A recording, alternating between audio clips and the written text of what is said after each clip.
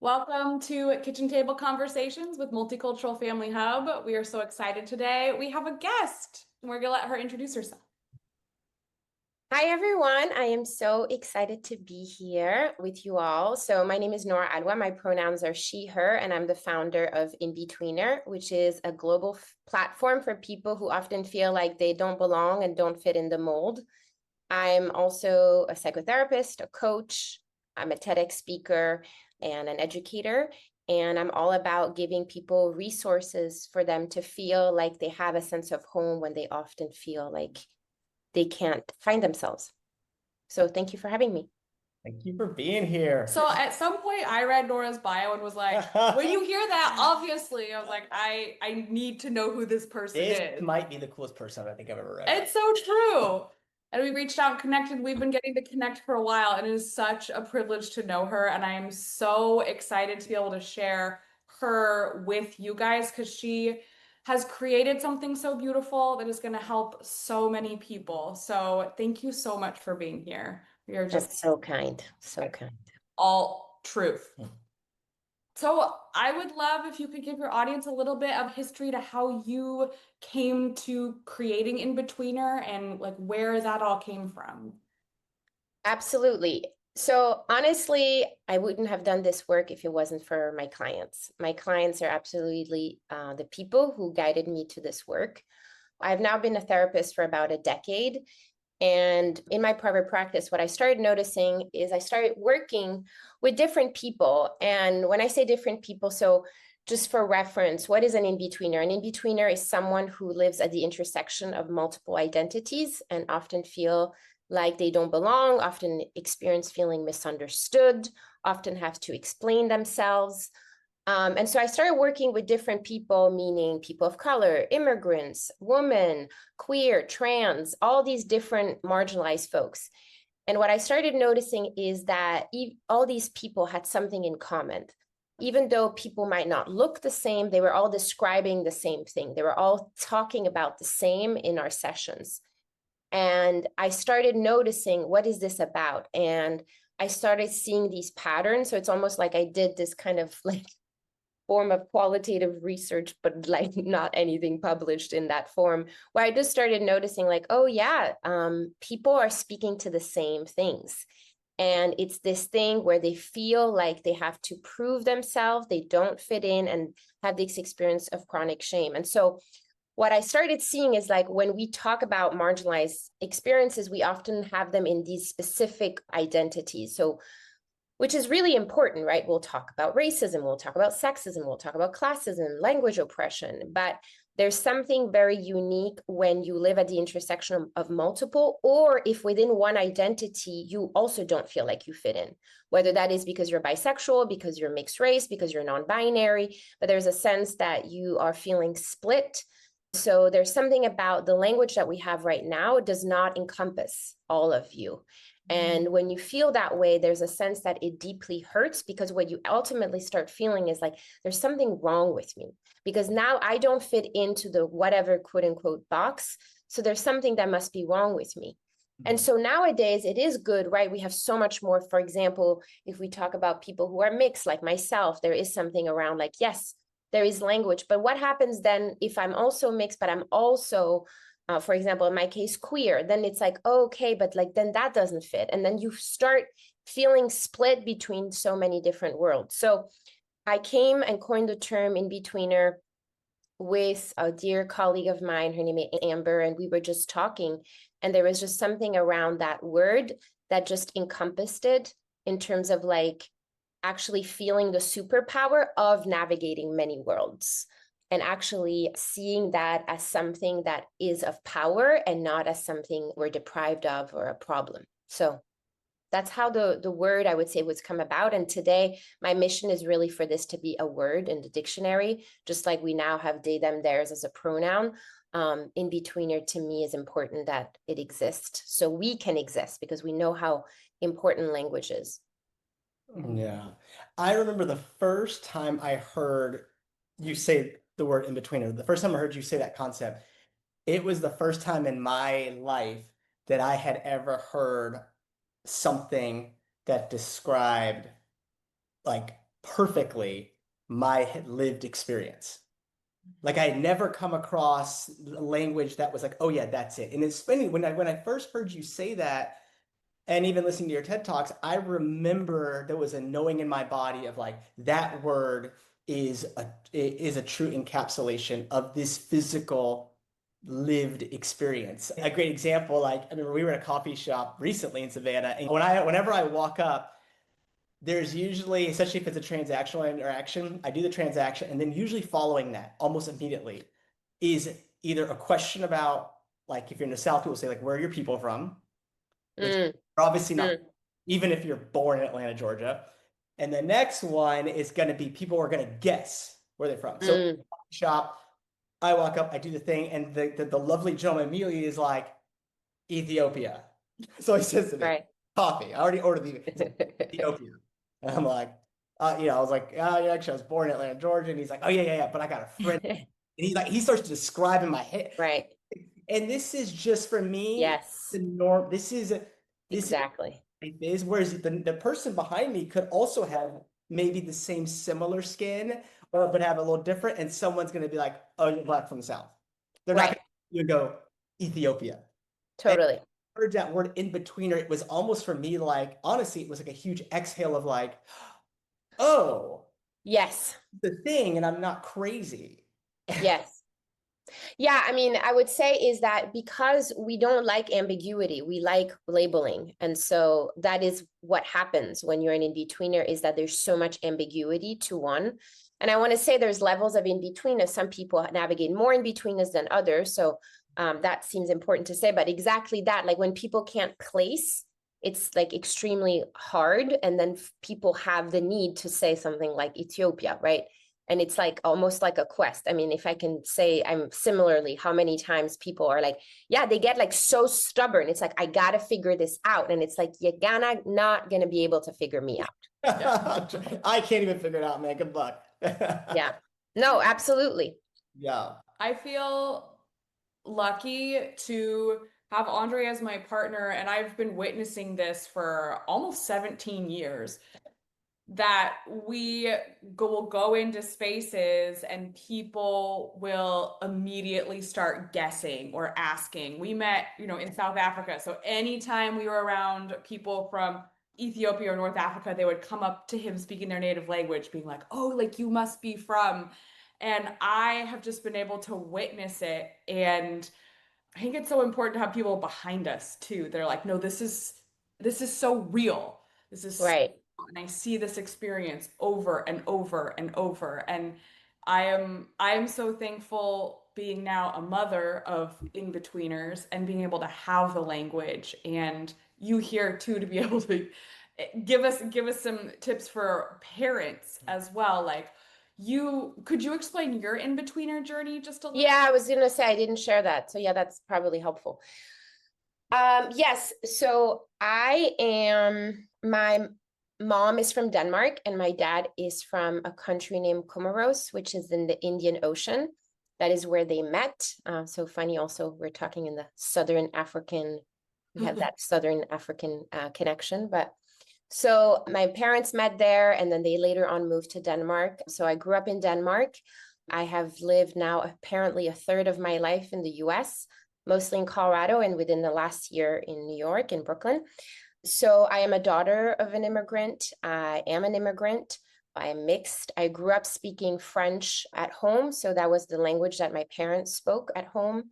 So I would also go to French school. So just even growing up in Denmark, I already experienced the sense that navigating different worlds. And it was almost like, yeah, a bubble. I would like move between two bubbles because the home I was living in with my family, we would speak French. My mom would speak Danish to me, but I would respond to her in French at the time. Today, I do speak to her in Danish, which was a huge transition, but that's another story. So we spoke mostly, French at home. I would then hear my dad speak Comorian, a language I don't speak. It's a Bantu language, a verbal language, but again, because of colonization, that was the language. So we spoke a quote unquote a third language. Then my dad obviously grew up also with French a lot. But so just even at the level of language, culture, at home, we lived I was navigating that. And then I would go to French school where we would speak French, but I was living in Denmark. So literally in the in-between of taking the bus, that's when I would like, hear Danish, or I would go to things, but the world I would spend more time were not what the quote unquote dominant of where I was. So there was always a sense that, yes, I never belonged in Denmark. When I would be with my mom, which obviously I'm sure you've had your version of it, Chessie, is like but at the time, right, even I would say it was like all the time having to prove myself that this was my mother. And my mother didn't have, well, this goes into some of the multicultural family hub, is my mom did not protect me or support me or have the language or education around it, meaning that I always felt like I was the wrong one, right? When people would question me, which is again one of the main pain points that in-betweeners experience, is we have an experience of being questioned, right? So even it can sometimes like, oh yeah, it can be funny, but if it's constant, it really hurts us. And so I always experienced, whether those were looks or direct questions, because Danes don't really talk to one another, but I would feel like I had to prove, and I felt like something was wrong with me. Like I was like, oh my God, like I'm not good enough because like I don't look like my mom, right? So I would feel better walking with my dad. Even though when I would walk with my dad, I also felt like, oh, there's really, my dad would walk on the streets, and every time there was another Black or brown man, there would be like this nod from afar. And I was like, oh, wow. And I was like, what is this, right? But there was this unspoken language. So anyways, all of that to say, my worlds have always been like that in terms of like navigating and not belonging in a very, very, Denmark is often put on a pedestal in the United States of America. And for me, especially at the time, and I would still say today, is I just never felt like I always had to prove I was Danish. So even though, again, here in the US, people will pick or say something about my accent, it never feels as strong as then when I go to Denmark, where I feel like I could be sitting. I was actually just in Denmark 2 weeks ago, and someone will speak to me in English first. And I will obviously, that those are the moments that can feel really upsetting, because it can seem like, oh, you're just, but there's like a whole thing, because what you're saying is you're non-white. And that's the whole piece of like the privilege of being, like whiteness doesn't get to be questioned. It's like, it doesn't matter what white you are, but the minute you're not white, you are having to prove. And the fact that it's even now, even when I live here in the US, when I say I'm from Denmark, I mean, so many times, especially when I lived in Colorado, it's like, oh, Denver. I was like, no, I said Denmark. And then, Americans don't know what Denmark is. So then they think I'm Dutch, and then they think I'm Amsterdam. And I'm like, oh my God, will someone please make me a shirt that I'm Danish, not Dutch? But anyways, but all of that to say that it's really, really tiring. It's really, really tiring, because I'm always having to explain myself. I'm glad I can. I was like, oh my goodness. Oh, It's yeah. amazing you're not a violent human being, because at some point you're like, no, do not say Denver. Oh, yeah, but no, I get upset. Oh my God, I get so upset. Yesterday, someone did actually really speak to me about the difference between the Netherlands and Denmark. And I was like, thank you very much. Anyways, and then it continues my journey on moving and becoming an immigrant. That was a huge thing. So I added layers of in-betweenness, right? I had already layers of in-betweenness, but then added layers of in-betweenness. Also learning later in my life that actually, oh, I'm queer. And that was also something that added another layer of in-betweenness. So these things all have shaped, my life in terms of like seeing. And also, even if I can add another layer of in-betweenness, again, there's so many, is specifically even growing up Muslim in a Protestant place. So even like, yeah, but I'm not Muslim, right? But so I'm not Muslim, but if I say that to anyone in my podcast, if anyone from my family in the Comorian family listens to this podcast, and I say I'm not Muslim, it's like, no, you're Muslim, Nora. You're always going to be Muslim, right? So it's like, yes, but then I'm not practicing. So then there's that. But then at the same time, my last name is very Muslim. So whenever I enter the United States, I was always, especially before I now am a citizen, so that's also another layer of in-betweenness because now I'm a citizen and I have multiplicity of different places. But whenever I entered even the US, like I would always be secondary inspection, things like that. So would experience different forms of Islamophobia, even though, yes, I'm not a practicing Muslim, but Islam is still part of me. So those are all the things of like never, the experience of the in-betweener in a nutshell is either being too much or never enough. And I feel like I've experienced that in so many different social identities. And that is why when people work with me, I think what I speak to is that we have a language among ourselves, is that you can feel gotten, you can feel understood. So even if you're not necessarily having the same experience, there's a way that there's a certain safety among in-betweeners, which then allows, so when someone else will ask me where you're from, I'm not going to be like, oh my, like, it depends. We all know that, right? It's like the who asks you where I'm from is going to depend. I'm going to be able to tell you a whole long story versus another person who's like, where are you from? And it's the question. I'm like, no, I'm not going to answer that. Wow. That you said so much, and there's so much I want to talk about, but I'm going to keep, okay. So here's where I want to go with this. Help me understand, as an in-betweener or as someone that is an in-betweener, like how does the shame, where does the shame come in? How does it get internalized if you're living that in-betweener experience, from the folks you worked with or from even your own lived experience? Yeah, at its core, I think the shame, I would say, is chronic. It's not just moment, it's a chronic form of shame, because from the get-go, when you receive messaging around there's something like you're not something enough. Okay. When you're constantly asked, who are you? What are you? What, like when you're asked to explain yourself constantly, you inevitably are going to psychologically be like, oh, something's wrong with me. Like this person over there is not being asked that 100 times, right? Like my mom, for example, like she wasn't asked that, even though but it was more put on me than even her, even though like, and so when you start internalizing, so the way I think about it is this, for those of you who are not familiar with the 4 I's of oppression, it's a model to understand oppression. And so we have ideological, institutional, interpersonal, internalized. So the way that I talk about with in-betweeners is we have often a ton of different forms of internalized oppression. So so the way to look at it is ideological oppression is the air that we breathe. It's the part around where we learn, oh, poor people are stupid, Black people are dangerous, women are sluts, right? It's not something that are like necessarily written, well, maybe nowadays it can be, but it's not necessarily like written on some like banner. It's not like written, but it's like, it's known. It's like felt, it's expressed, right?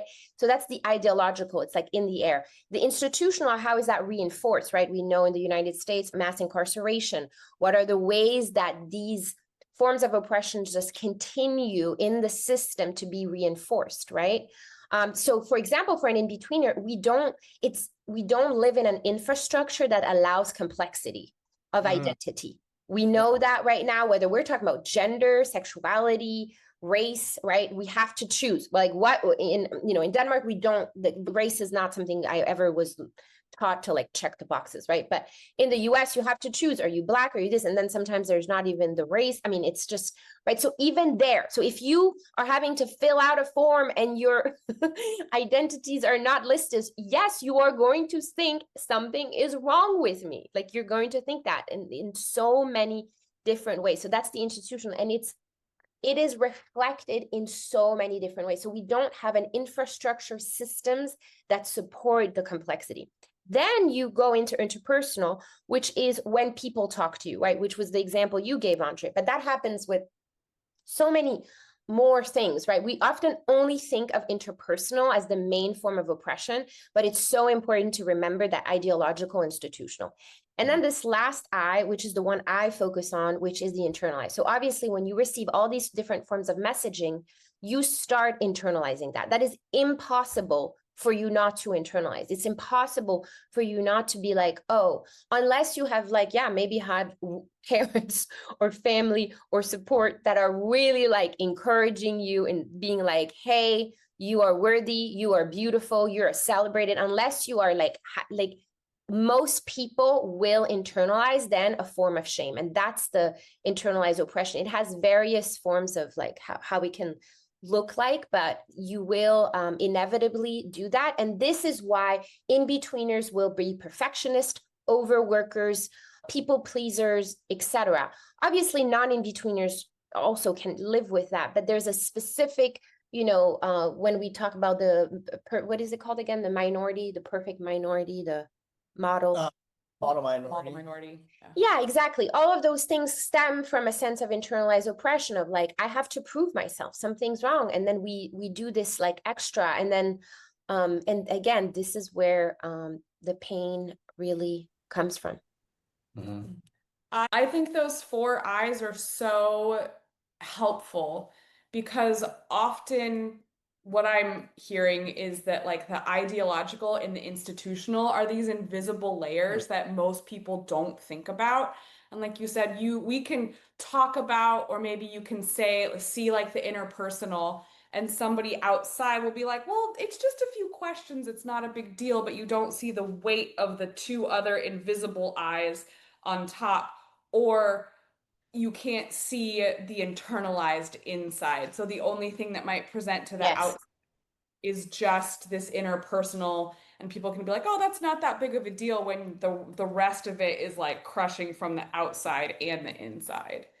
Absolutely. Absolutely. And I think that's why it's important to make it visible, how and speak to it and understand. And that's why for me, if there's not a word like in-betweener, you are going to think something is wrong, like because you don't have the language. And so it's just like when you find out you have a certain diagnosis, the one I obviously like to say is because nowadays it has become so much more normalized. For example, for folks to say, I have ADHD, right? Which in the past has not been the case, right? And so now we can see that, like, I mean, it's huge in terms of like people are much more adept, which is just like, with mental health, when we normalize different experiences and people can talk about it, and we know shame lives in secrecy. So we need to make things, we need to shed light. And so if we are not talking about something, and so we see that with HD, like people will then be talking about it more, anxiety. And so, and then, but specifically, I like to say HD because it's like, oh, I don't understand. Like you feel like, oh, I'm scattered, or I don't, I don't have that. And then it's like, oh, now suddenly I'm like understanding all these like things. And that's giving me a sense of like, oh, no, so nothing's wrong with me. I have ADHD. So here's what I now need in order to thrive. And that's the thing. It's like, oh, what would it mean to support us to even thrive? And for me, it's like, if I look at in between us, there's like so many levels. For now, for me, it's just like, can we get the word out? Can we talk about this? Can we share about that to then further along move it institutionally? I think that's such a helpful parallel because I do think a lot of people resonate with that. It's like when you name it and you're like, oh, this is what's happening. I don't feel bananas anymore. Like I understand, and I have tools, and I love that you're also choosing something that is like a few steps ahead, right? That's like, okay, like we are all more familiar with that. For me, it fills my Instagram feed, right? There are like things Yes. whereas now the content that you're talking about, that there is no feed for that. No. Right? Yet. There yet. Yet. So yeah. Yeah. One of the things I want to kind of move into is, okay, you've had this in-between experience, you grow up, you've internalized it, and I think a lot of us then you end up in the adult world. And I think there's probably common strategies that in-betweeners use to try to navigate the adult world. I know you and I have talked about like code switching, or even, there's a culture that says, hey, show up as yourself, show up as your full self. But then a lot of in-betweeners are like, there might Exactly. be up to that, or I'm not doing that, or when I tried that this time, I got dumped. Mhm. So kind of talk to like, let's move into like, now we're adults. We don't have the language that you've offered. We haven't gone through your program, but we're still living in the world and trying to function, work, and in life. What are some of the tools that you see show up for in-betweeners that haven't gone through that journey of becoming whole? Yeah, it's a great question. So I think in its simplest form, community. Being reflected is really important. So many in-betweeners do not have always the privilege of being able to find people who are like themselves. So if you don't see yourself represented or reflected, it's going to be hard. So finding community is a key tool in terms of like allowing yourself to be like, oh, I'm not alone, right? Because like that is one of the key things that in-betweeners will experience. Because if you'd have that, you first need that sense of safe space in order to then further discover. You're not going to go into like, who am I? What do I really want? What do I really like? You're not going to do that. I notice in the programs that I do that whenever I'm teaching, like one of the things that people request the most is like, oh, I want more time with the people. Like that's what people say. I want more time, more time, more time. That's the thing. They just want to connect. They just want to feel not alone. And then being able to go back and forth in these shares.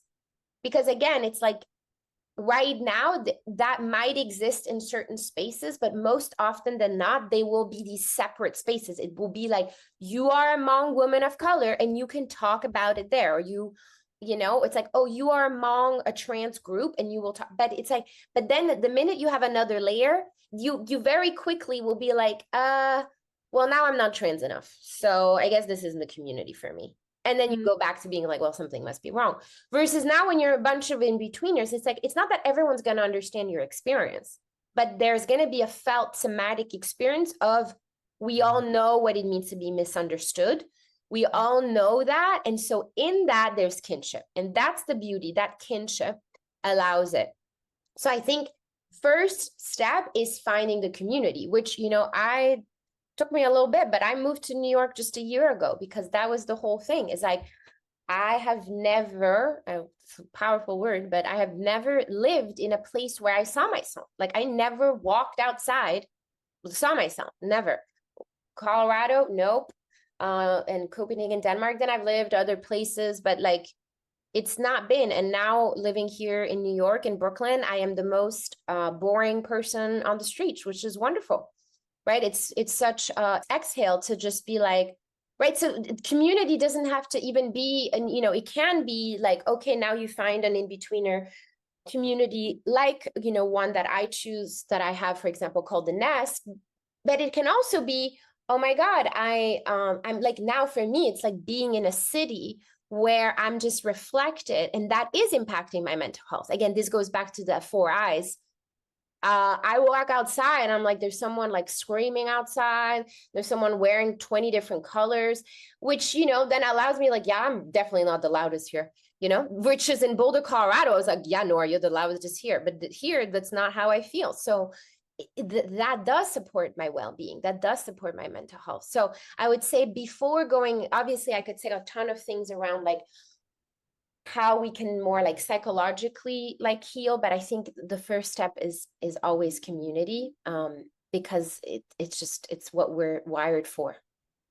No, that completely, I think, resonates with me and definitely resonates with our journey. You know, we're in Savannah, Georgia now, and it's like we are definitely the most boring thing on this street in our neighborhood every day. And our kids, even our kids, I mean, like it's like it's like people are like, that's even a second look because someone is literally riding down the road on a lawnmower, you know, in a tutu with a boombox. And so and you're right, I think it is a felt somatic experience of, there's not even words. You just can kind of like, when I go out and I'm walking downtown Savannah, I feel normal. And our kids and our family, we no one is looking at us twice. Exactly, looking at you. You guys you're like 90s. Yep. And we don't represent anything that's outside of the norm. Totally. Now in other spaces we've lived, we were, and I was always the other thing, not here. Yep. I love that advice. I love that. And I think that is a great piece of advice because I think it allows individuals, it allows couples, it allows parents to kind of, sometimes you have to go, okay, we might have to go find our somatic place that allows us, once we're there, to potentially start a healing journey. But we're not going to heal from a physical space where we are, everywhere we go, we don't feel safe. We don't feel. Absolutely. Totally. And I think it's like, you know, if you're not going to move to Savannah or New York, there's so many other ways to also find community spaces, or even like like something I would say to the listeners is like, even think about what are the ways you already are doing that, because you might be doing it by listening to a song on Spotify.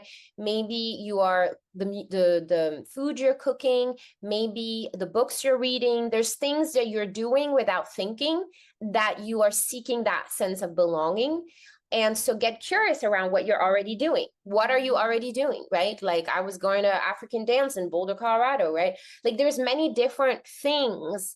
Even like I would be traveling more. I'm actually traveling less now, right? All these things that we do to take care of ourselves, maybe like unconsciously, consciously. Who are you following? Who's the person you're stalking on Instagram for hours and hours on end? And instead of being like judging yourself, being like, why am I on Instagram forever? Like, what is it about this person? There's clearly something about this person that's reflecting something that might be disowned in yourself, that you're wanting to express, that is wanting to be seen, right? And that is so, so important. And I think we just all have different outlets, but sometimes we don't place enough curiosity in looking at what that is about. And the more we actually do that, the more we can learn about ourselves and discover ourselves. And then we can start going into like more healing.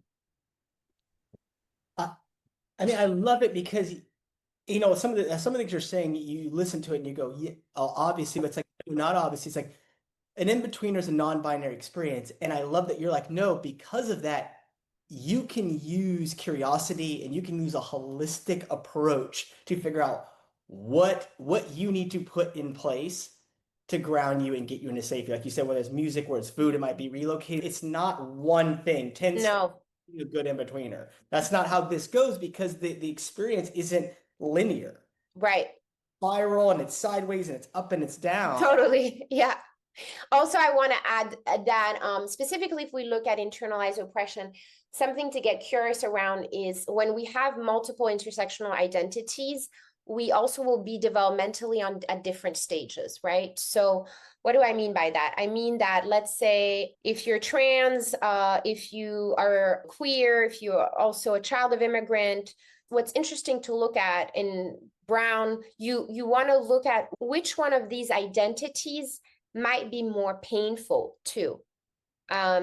Because that is oftentimes the one you're going to try to feed more, right? If you are a woman of color, I see that the difference between if I see like white women versus like maybe a Black woman, it's like the white woman is going to be much more like, oh my God, I'm a woman, I'm not heard, I'm not seen. But the Black woman, the identity might be more is like, oh my God, yeah, I'm Black, and then I'm completely erased and unheard or seen as like an angry woman, right? So it's like what identity is also hurting you more? And like look at that, and how do you then tend to that in your in-betweenness, right? It's like, because it changes, right? For me personally, being an immigrant is the most painful identity for me.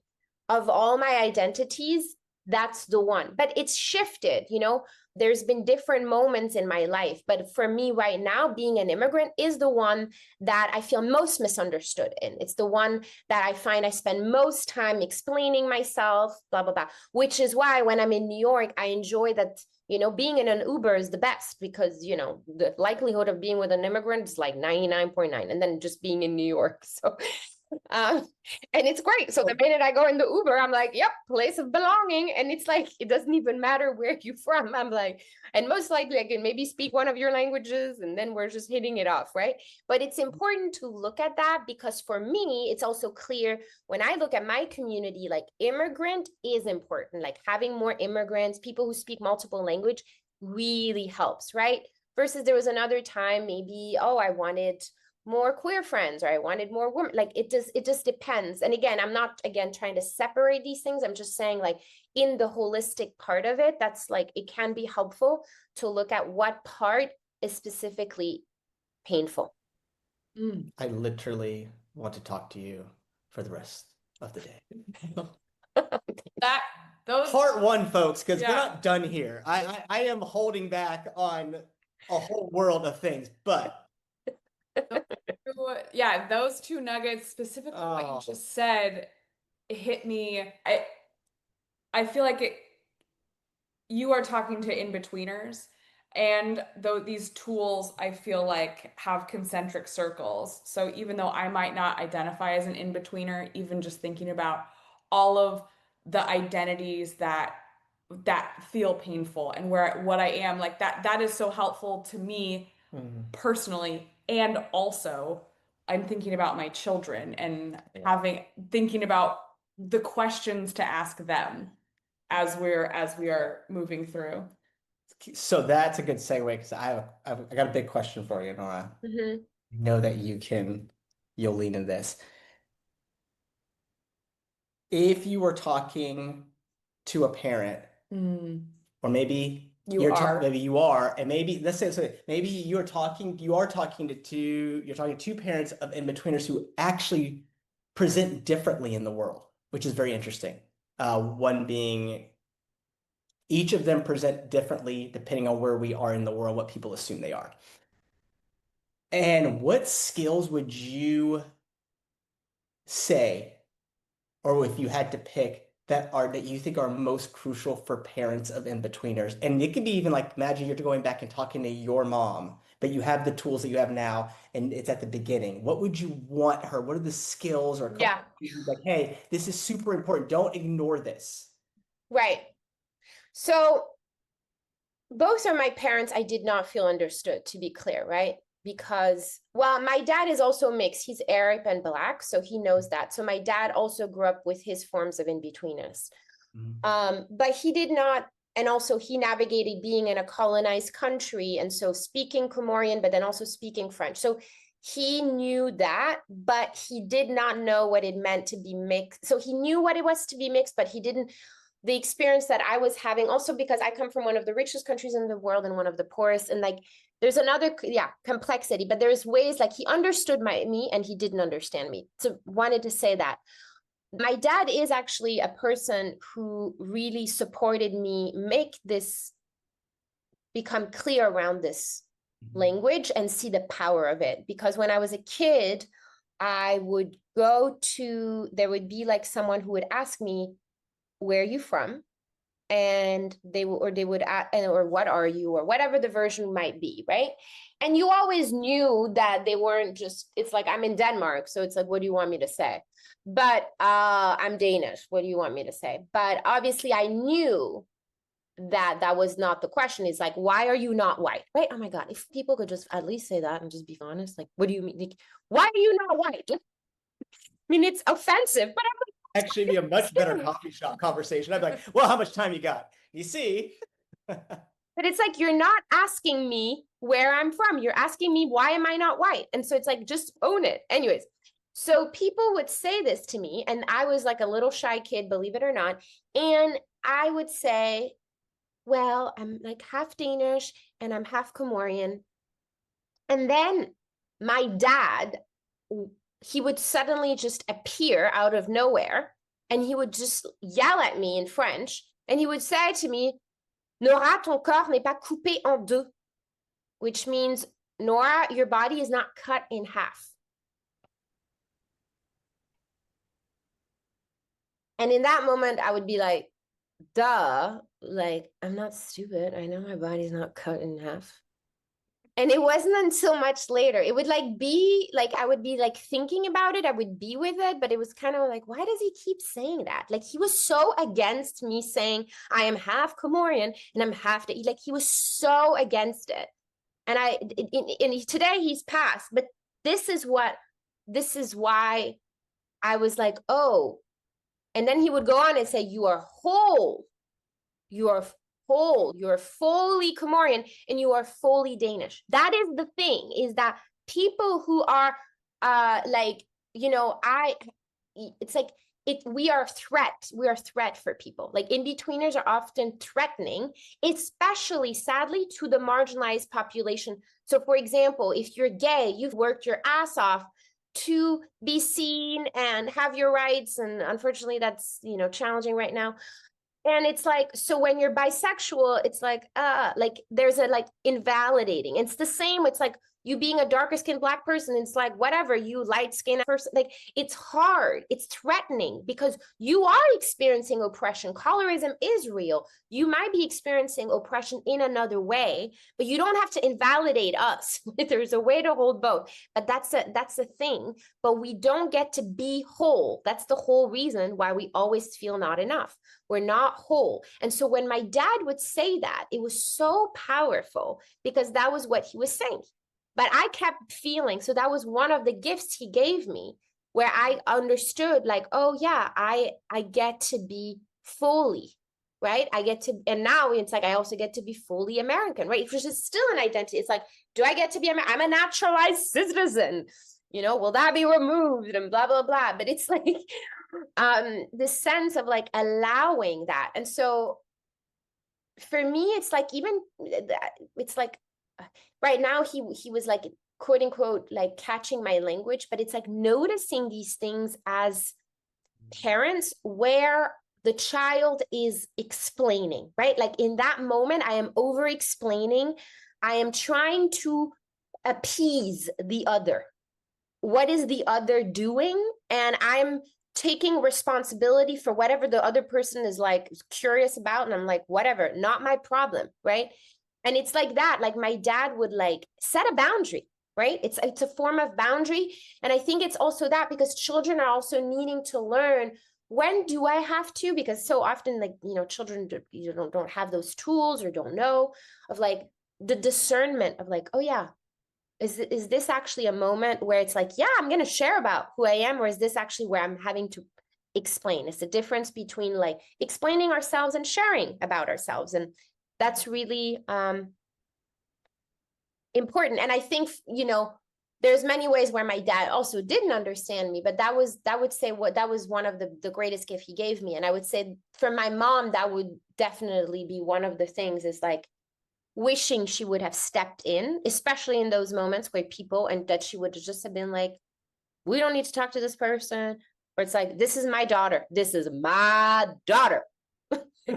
Right? It's like, if I would have received like, this is my daughter. And they're like, bye, yeah, and then goodbye. It's like, next, like that boundary would have been so important. And I would say one of the things my mom like recently did, I don't remember when that was, but that was very meaningful. Is like one of the times I'm in Denmark, I'm having a cup of coffee, I think I'm having a great time. And, you know, some idiot obviously comes over to me and starts like, yes, would you like another cup of coffee? And obviously this is in English, right? And I'm just wanting to lose my mind. I'm like, I think I'm here like, you know, writing and drinking my coffee. And then I'm like, in Danish, hvorfor taler du til mig på engelsk, altså? Har jeg talt til dig på et andet sprog? Nej. You know, like, why the fuck are you talking to me in English? You know, that's what I tell the person. And like, oh, yes, no, you know, and stupid excuses. And then, you know, I do the very non-Danish thing where I just was like, well, it's because I'm not white and blonde and blue-eyed, so that's why you did that. And then they look at me like, and they just don't know what to do about me. But in that moment, who receives the call of the anger? Oh, My mother, Moa, in Danish. oh. And I was like, Moa, and she has heard a lot of these stories. And there has been many times my mom has said many different things.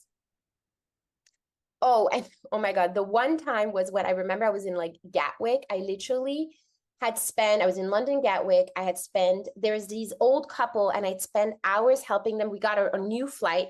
So our flight got canceled, got a new flight, saw these older people struggling and there was no like customer service. I was like, you know, Nora, this is your responsibility. You know, you're savvy with your app and figuring out you got on the next flight. These people seem to be struggling. They don't know where to go. So I went over to them, spoke to them in Danish, was like, hey, do you need help? They're like, yeah, help them out. Da, da, da. And I was like, fingers crossed.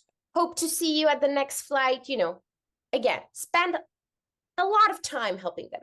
See them at the gate. I'm so happy. And I'm like, oh my God, they made the flight. They're getting on the plane. Don't have to wait another 6 hours to go to Copenhagen.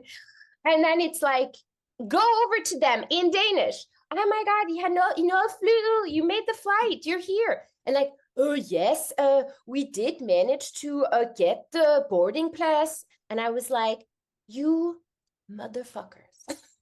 I am speaking to you in Danish. So this is another moment that Moi gets the call from her daughter. And my mom just says, I am so sorry, Nora. I'm so sorry. That is not okay. Of course, you're hurt. And she just validated, you know? She validated and she apologized and she said, like, this is not, she said something else about like, yeah, like she just validated how I felt. And so when she picked me up at the airport, the way that she was like, welcome home was so received, right? There was a way that she just like saw me, understood, and didn't have to make me feel in any particular way. It was almost like she was kind of like apologizing of like, yeah, us stupid Danes, you know, white Danes, we just, and that is meaningful, right? So she can't like change, but the fact that I didn't have to explain, because in the past I've had to be like, it's like, but no, but maybe, and they were tired, and you know, they're confused because they're in London, Nora, and you know, in London they speak English, and so maybe, and do dash lulu, and it's like, no. This time she just was like, I'm sorry. I'm so sorry. That's so not okay. And I was like, thank you. Wow. So validating is the other part, I would say. There's something that you said, that the gift of wholeness. Mm. And when I think about your work, and when I think about the space we're in as parents and I'm in as a dad, and I think about like, if my kids say that at some point, even when I'm going like, hey, they gave me the gift of wholeness, that's it. I'm like, oh, in some ways, you just sharing that, we just literally changed my North Star. Mm. Like literally, I'm like, there's all this other stuff. That's it. Okay. In my interactions, in when my daughter comes to me and says, hey, there's this girl in school that I thought was my friend, but all of a sudden overnight is just treating me so mean. And I can listen to that and give her that gift of wholeness, in that it's okay to be your whole self, and understand that not everyone that is a threat. Your existence is a threat. And I can't make it better, and I can't judge, and I could talk to you about all this analytical stuff and just be like, it is sad and it does hurt. And I love Yeah. you. And To believe in the person, right? It's like you believe in your daughter, you believe in your child, you believe what they're saying and not questioning it. Like, because you just reinforce the very thing that feels invisible, that is not talked about, right? It's like to just believe when the child says XYZ, or like be curious or just hear them, you know? But the minute there's any form of questioning, it just reinforces the whole wound. That's my work for sure. I'm thinking about what you just brought up, that this scenario, and so in this specific scenario with our daughter, I think there's confusion kind of about like, I don't know why this is happening.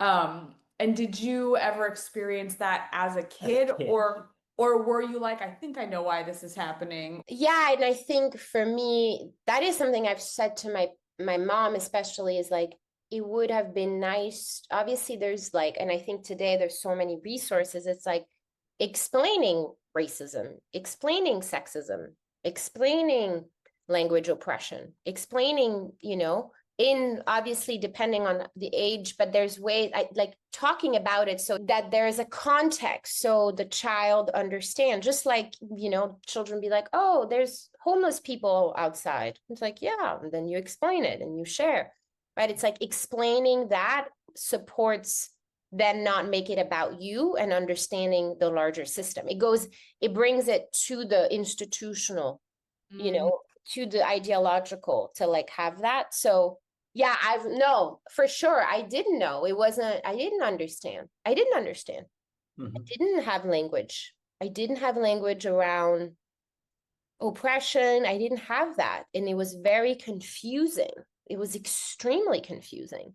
And that's also what I really am grateful for in terms of moving to the United States, where I felt like, because this country is so complex for good and bad, has more complexity. And so it does, I mean, even a lot of these terms that we're talking about, like a lot of them also have been, the theories have been created by great people also here in the US. And I think that is wonderful. And I think it is helpful because in Denmark, you know, maybe you'll talk about bullying or other things, which are important, but it's like, can we talk about other forms of pain?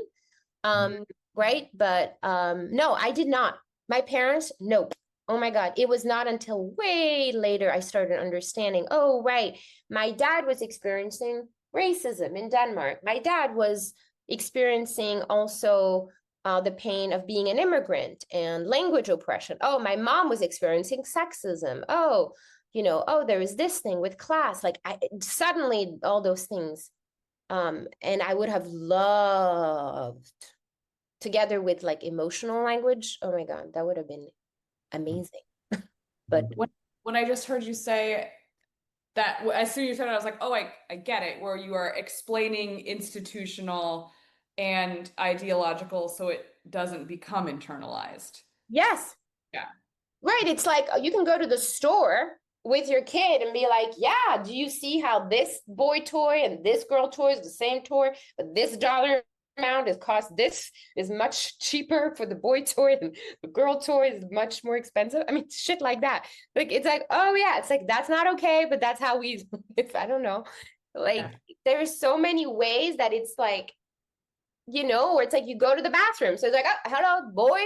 There's like only women in men's bathrooms. So it's like, of course, the kid is like reinforcing there are two genders, there are two genders, there are two genders. And so it's like, yeah, to challenge these things, to explain, even if you can't change, then support, just like my parents have supported me in challenging other things, right? In seeing the world, right? But specifically around power, privilege, and oppression, I did not receive any education at all around that. So it was extremely confusing. It's very confusing, super confusing. But I think we live in a today there is way more access. There's great like children's books, and there's so many things. There's so many forms of resources. Wow. And I feel like for me, in some ways, what you just expressed in terms of language and how important that is. And this is why I am a super fan of your work and why I think I told you, you know, in one-on-one conversations that I believe the work you are doing can and does and will save lives. And because you created from your experience this word, this in between, this concept that encapsulates our last hour of conversation. And I don't know how you did it, and I don't know where it came from, but just as a parent, for me to look at my daughter and be able to say, okay, I have a term that now I can put as a, you know, when we're teaching yoga, you know, we always have an anchor. And then from that anchor, that foot is your anchor. And from that anchor, it allows us to move and do all different things. But without that anchor, there's no place to start from. Yes. For me, I now have a word, I have a concept that I'm like, we are our family, our children, myself, we're in-betweeners. I'm an in-betweener and you're an in-betweener. And now from that place, Right. we can talk about that experience you just had. Or we can talk about how do you, you know, holistically nourish yourself. But even as a father of three, I came into father and I didn't have the language as a kid. I didn't have the language as an adult, and I didn't even have the language as a parent. Right. So you have given me and us as parents a gift of wholeness with your work. Absolutely. Thank you. Well, that's all I want. Yeah. People to have more resources and language. And I think also, I think specifically with kids is, you know, kids are obviously very intuitive and pick up on things. And so when kids won't be able to like necessarily come with the concepts or the experience, so it's important to find ways for it to make sense for the child, even if it doesn't have to be like overly complex, but just can also even be in a metaphor, right? I remember my my bookkeeper actually, he we were talking about in-betweenness, and he said how he once asked his son, his son Lincoln, and he asked him, "What's your favorite color?" And he said, "Rainbow." And then his dad was like, "Oh, but that's not a color." He was like, "No, it is. It's all the colors in one." And I was like, yeah. And it's like just that. It's like, you don't need to pick red, blue, whatever. You just get to be rainbow. And I just was like, yeah, exactly. That's what I'm saying. There's so many ways we can speak about this. It doesn't have to be in this super theoretical complex. It can be like, and this is what I mean, like kids get it. We just, got to find ways to communicate it that are making sense and just reinforcing like you get to be a rainbow. Awesome. That is so beautiful. There it is. Conceptually. There it is. Yeah. Done. Get to be rainbow. Beautiful book. Love it. Okay, so we can obviously keep talking forever, and we will have more of these conversations. But right now, if there are parents listening and they are kind of like me and going, "Oh, I love this human being. How do I find out more about her? How do I support her? What are some ways they can connect with you directly or social media? What do you got going on right now?" Yes. So my website is inbetweener.com. That's spelled with an N and then betweener. You can find and learn more about Inbetweener. You can review my talks. I would recommend you subscribing to my newsletter. And there you can actually learn more about and get more mental health resources around what it means to be an in-betweener. And then if you're curious to learn more, I have a course called In-Betweener actually that specifically speaks to how you transform the pain of oppression into worthiness. So I develop a model called the cycle of worthiness. So that is a course. And then I also have a program specifically for folks who are seeking to have community among in-betweeners and want to, because so often in-betweeners hold themselves back from their dreams. So this is a place to actually dream and be with in-betweeners and find their purpose. And so that program is called The Nest. And so all of that you can find at inbetweener.com. You can also follow me on Nora Alwah on LinkedIn and Instagram. Yay. And Nora is one of the best storytellers and speakers I've ever come across. You need to go get her at your next thing, your next event, because you will love it. Thank you. Yes, would love to. Would love to speak about In-Betweenness. No, her newsletter is my absolute favorite. I am so happy every time I'm like taking notes as I'm reading it, and her stories are so good because her stories in person speaking are amazing, as well as how she writes. So yeah, we love all of it. So go find her, please. Thank you, Nora, so much. This is such a joy. Thank you. I'm so grateful. Thank you for the work that you're doing, and so meaningful that you're supporting so many families. It's really again, it's wholesome for me too, right? Because I also have a lot of empathy for my own, parents. It's like, yeah, what are you going to do? It's like, if you don't know, you don't know. And so to provide these resources and tools, it's like, yeah, it just feels like a full circle. So thank you.